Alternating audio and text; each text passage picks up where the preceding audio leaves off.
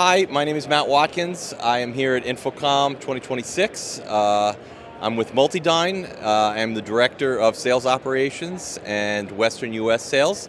And I'm here to talk about the VF-9100 frame, which is a very cool new next generation of our Versa frame product, which is a highly customizable 1RU frame platform that has a lot of different options in terms of specifying different signal transport quantities and signal types to best meet your application. So we're a company that specializes in fiber-optic transport solutions. So if you need to extend your signals and you've got a lot of them, this is a very cool, high-density product that you can actually swap out cards to change signal types from 12G SDI, 3G, 1 gig Ethernet, sync, HDMI, and more.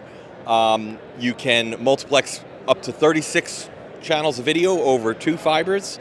You can have signals on different fibers, and you can even swap signal directionality by removing the SFPs from the front of the frame.